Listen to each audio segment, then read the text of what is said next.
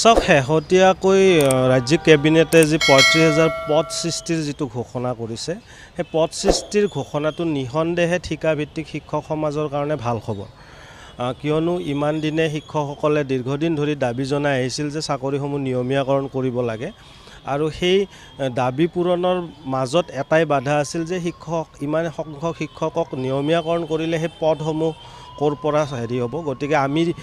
বিভিন্ন সময়ত আমি বিভাগক বা চৰকাৰক দাবী জনাইছিলোঁ যাতে আমাৰ নামত পদ সৃষ্টি কৰা হয় আৰু যিহেতু ৰাজ্যিক কেবিনেটে পদ সৃষ্টিৰ এক ঘোষণা কৰিছে সেয়া নিঃসন্দেহে আমাৰ ঠিকাভিত্তিক শিক্ষকসকলৰ কাৰণে ভাল খবৰ। কিন্তু সেই ঘোষণাৰ লগত সংগতি ৰাখি দ্বিতীয় অংশত যিটো কথা কৈছে যে এক বিশেষ নিযুক্তি ব্যৱস্থা প্ৰৱৰ্তন কৰিবলৈ লোৱাৰ কথা মুখ্যমন্ত্ৰীগৰাকীয়ে ঘোষণা কৰিছে তথা কৈছে যে আবেদন জনাব লাগিব। গতিকে এই ক্ষেত্ৰত কিন্তু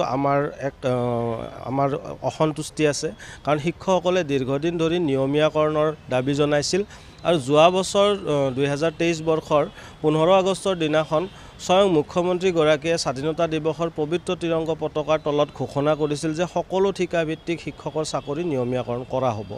আৰু পৰৱৰ্তী সময়ত ৰাজ্যখনৰ স্বয়ং শিক্ষামন্ত্ৰীগৰাকীয়ে উল্লেখ কৰিছিল যে কিছু আইনী বাধাৰ কাৰণে ইমান দিনে নিয়মীয়াকৰণৰ কথাখিনি আগবঢ়া নাছিল, কিন্তু এতিয়া আমি আমাৰ যি আইনী পৰামৰ্শদাতাৰ যি আমাৰ দল আছে তাৰ আমি পৰামৰ্শ গ্ৰহণ কৰিছোঁ আৰু বৰ্তমান কোনো বাধা নাই। গতিকে ৰাজ্য চৰকাৰখনে শিক্ষকসকলক নিয়মীয়াকৰণ কৰাৰ ঘোষণা কৰিছে।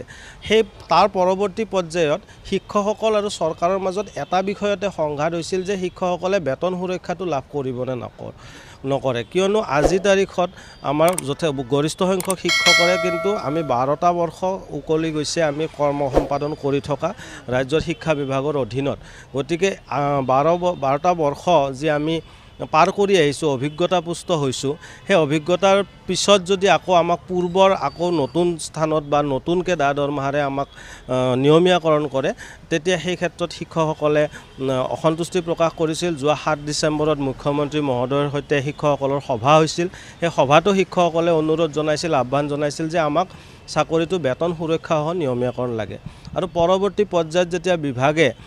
বেতন সুৰক্ষা নিদিয়াকৈ নিয়মীয়াকৰণৰ দিশত আগবাঢ়িছিল তাৰ পৰিপ্ৰেক্ষিতত সদৌ অসম প্ৰাথমিক টেটোত্তীৰ্ণ শিক্ষক সমাজৰ বেনাৰত মহামান্য গুৱাহাটী উচ্চ ন্যায়ালয়ত এক গোচৰো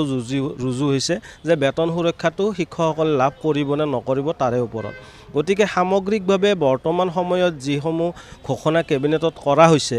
বা আমাৰ যি চাকৰিটো পুনৰ এক নতুন নিযুক্তিৰ জৰিয়তে বা নতুনকৈ আবেদন জনোৱাৰ যিটো এক প্ৰক্ৰিয়াৰ কথা তেখেতে উল্লেখ কৰিছে। গতিকে বৰ্তমান কিন্তু শিক্ষকসকলৰ নিয়মীয়াকৰণৰ বিষয়টো আদালতৰ এক বিচাৰাধীন বিষয় আৰু চৰকাৰক আদালতে বাৰম্বাৰ জনাইছে যে আপোনালোকে বিস্তৃত ৰূপত অন্তৰ্বৰ্তীকালীন যি আবেদন সেয়া আপোনালোকে জমা কৰক কোৰ্টত, কিন্তু তেওঁলোকে সময়ৰ পিছত সময় লৈ আছে যদিও আজি তাৰিখলৈকে কিন্তু সেই শপতনামা বা সেই আবেদন তেওঁলোকে জমা কৰা নাই। গতিকে যিহেতু গোটেই বিষয়টো আদালতৰ বিচাৰাধীন বিষয় আৰু আমি শিক্ষকসকলে আজিও আমি আস্থা প্ৰকাশ কৰিছোঁ যে আমি ন্যায়ালয়ত আমি ন্যায় পাম আৰু যিহেতু বিষয়টো নিয়মীয়াকৰণৰ বিষয়টো আদালতৰ বিচাৰাধীন বিষয়, সেই ক্ষেত্ৰত আমি আদালতৰ ওপৰতে ভৰসা কৰিছোঁ। কিন্তু পদ সৃষ্টিৰ যিটো ঘোষণা সেইটো নিঃসন্দেহে আমি ভাল খবৰ বুলি আমি অনুধাৱন কৰোঁ। হয়, নিশ্চিতভাৱে চাওক, বয়সৰ ঊৰ্ধ্বসীমা বুলিয়েই নহয়,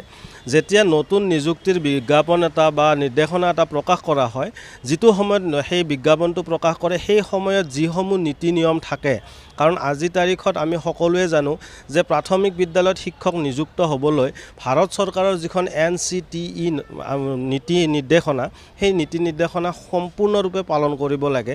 আৰু শিক্ষা অধিকাৰ আইন ২০০৯ৰ যিখিনি নীতি নিৰ্দেশনা সেইখিনি সম্পূৰ্ণৰূপে পালন কৰিব লাগে। এতিয়া যদি নতুন নিযুক্তিৰ বা আবেদনজনিত এক ব্যৱস্থা যদি প্ৰচলন কৰা হয় তেনেহ'লে NCTEৰ নতুন যিবোৰ নীতি নিয়ম সেইবোৰ থাকিব, বয়সৰ ঊৰ্ধ্বসীমাৰ সমস্যা থাকিব, লগতে যিটো ৰোষ্টাৰ ব্যৱস্থা মানে যিটো আমাৰ জাতিগত যিটো এটা থাকে, গাঁথনিগত এটা থাকে, সেই ব্যৱস্থাটো সম্পূৰ্ণৰূপে পালন কৰিব লাগিব। যদি সেই সকলোখিনি ব্যৱস্থা যদি অসম চৰকাৰে তেওঁলোকে সংশোধন কৰিব পাৰে বা সেই নীতিসমূহ যদি তেওঁলোকে সলনি কৰি অন্য ব্যৱস্থা যদি প্ৰৱৰ্তন কৰিব পাৰে, সিমানখিনি জটিলতালৈ যোৱাতকৈ শিক্ষকসকলে যিটো বিচাৰি আছে, যিহেতু পদ সৃষ্টি ৩৫,০০০ কৰিবই, গতিকে শিক্ষকসকলক নিয়মীয়া নিয়মীয়াকৰণ আৰু বেতন সুৰক্ষা নিয়মীয়াকৰণ কৰাৰ ক্ষেত্ৰত কি বাধা আছে সেই কিন্তু আমাৰ বোধগম্য হোৱা নাই। আৰু তেখেতে সিদিনাখন সিদ্ধান্ত প্ৰকাশ কৰাৰ সময়তে উল্লেখ কৰিছিল যে উমা দেৱী নামৰ এটা কেছ উচ্চতম ন্যায়ালয়ে এটা গোচৰৰ কথা উল্লেখ কৰি কৈছিল যে উমা দেৱী গোচৰে আমাৰ চাকৰি নিয়মীয়াকৰণৰ ক্ষেত্ৰত কেবিনেটৰ যি শক্তি সেই শক্তি কাঢ়ি লৈ গৈছে বুলি। কিন্তু আমিও যিমানখিনি অধ্যয়ন কৰিছোঁ বা আমি যিখিনি আমাৰ আইনী পৰামৰ্শদাতাৰ লগত আমি আলোচনা কৰিছোঁ, উমা দেৱী গোচৰে কেৱল যিখিনি অবৈধ নিযুক্তি সেই অবৈধ নিযুক্তিখিনি নিয়মীয়াকৰণৰ ক্ষেত্ৰতহে বাধা দিছে। কিন্তু আমি যিহেতু অবৈধ নিযুক্তিপ্ৰাপ্ত শিক্ষক নহয়, আমাৰ কাৰণে সম্পূৰ্ণ বিজ্ঞাপন প্ৰকাশ কৰা হৈছিল, সম্পূৰ্ণ NCT নীতি নিয়ম নিৰ্দেশনা মানি চলা হৈছিল, মেৰিট লিষ্ট প্ৰকাশ কৰা হৈছিল আৰু জিলাভিত্তিক আমাৰ যি মেধা তালিকা সেই মেধা তালিকাৰ আওতাত গৈ আমি আমাৰ চাকৰিত যোগদান কৰিছিলোঁ আৰু সেই তেতিয়াৰ পৰা আজিৰ তাৰিখলৈকে আমি আমাৰ কৰ্মসমূহ সুচাৰুৰূপে সম্পাদন কৰি আহিছোঁ। গতিকে যিহেতু সকলোখিনি নীতি নিৰ্দেশনা সেই সময়ত পালন কৰা হৈছিলে, কেৱল মাত্ৰ আমাক প্ৰাথমিক শিক্ষা বিভাগৰ অধীনৰ নিয়মীয়া শিক্ষক কৰাৰ পৰিৱৰ্তে সৰ্বশিক্ষা অভিযান মিছনৰ ঠিকাভিত্তিক শিক্ষক হিচাপে নামাকৰণ কৰা হৈছিল। সেই নামাকৰণটো ৰূপান্তৰ কৰি আমাক নিয়মীয়া কৰিব লাগে, সেইখিনিত কোনো আইনী বাধা নাই বুলি আমি বিভিন্নজনৰ পৰামৰ্শৰ সৈতে আমি অৱগত হৈছোঁ। গতিকে আমি পুনৰবাৰ অসম চৰকাৰলৈ আৰু মাননীয় মুখ্যমন্ত্ৰী মহোদয়লৈ আহ্বান জনাম যাতে আমাৰ শিক্ষকসকলৰ যি আমাৰ যোৱা যিখিনি আমাৰ যিখিনি সময় আমি অসমৰ ৰাইজৰ সেৱাৰ নামত বা অসমৰ শিক্ষা বিভাগৰ বা অসমৰ লাখ লাখ কণ কণ শিক্ষাৰ্থীৰ ভৱিষ্যত জীৱন সুন্দৰ কৰাৰ স্বাৰ্থত আমি অতিবাহিত কৰিলোঁ, সেই সময়খিনিৰ মৰ্যাদা আমাক প্ৰদান কৰক আৰু আমাৰ চাকৰিসমূহ বিনা চৰ্তে বেতন সুৰক্ষা নিয়মীয়াকৰণ কৰক। হয়, আৰু আটাইতকৈ উল্লেখনীয় কথাটো হ'ল যে আমাৰ শিক্ষকসকলক কিন্তু নিয়মীয়া শিক্ষকসকলে যি ROP ৰিভিজন অফ পে মতে দৰমহা লাভ কৰে, আমিও সেই একে হাৰতে তেওঁলোকে যি বাৰ্ষিক বৃদ্ধি পায় আমিও সেই বাৰ্ষিক বৃদ্ধি পাওঁ, সেই হাৰতে আমাক প্ৰদান কৰি আহিছে। গতিকে সেই বাৰ্ষিক বৃদ্ধি অভিজ্ঞতাৰ ওপৰত প্ৰদান কৰা হয়। যেতিয়া এজন ব্যক্তি এবছৰ তেওঁ অভিজ্ঞ হয় তেতিয়াহ'লে তেওঁ তাৰে ওপৰত 3% এটা বাৰ্ষিক বৃদ্ধি প্ৰদান কৰা হয় আৰু সেই বৃদ্ধি যোগ হৈ ধৰক যেতিয়া সময় অতিবাহিত হয় তেতিয়া শিক্ষকসকলৰ বা কৰ্মচাৰীসকলৰ দৰমহাটো বৃদ্ধি হয়। গতিকে আমি আজি 12টা বছৰত সেই বাৰ্ষিক বৃদ্ধি লাভ কৰি এটা আজিৰ তাৰিখত চলিব পৰা এটা দৰমহা এটা আমি লাভ কৰি আছোঁ। কিন্তু যিহেতু আজি আমি সকলোৱে জানো যে মূল্য বৃদ্ধি বা বৰ্তমান সময় পৰিস্থিতিত কি ধৰণে মানুহক মানে ধনৰ প্ৰয়োজন হৈছে, তেনে পৰিস্থিতিত যদি আমাক আকৌ 12টা বৰ্ষ পিছুৱাই দিয়া হয় তেনেহ'লে আমাৰ শিক্ষকসকলৰ পৰিয়াল বা আমাৰ যিখিনি দৈনন্দিন বা জীৱন ধাৰণৰ যিখিনি প্ৰণালী সেই গোটেইটোতে এটা ব্যাপক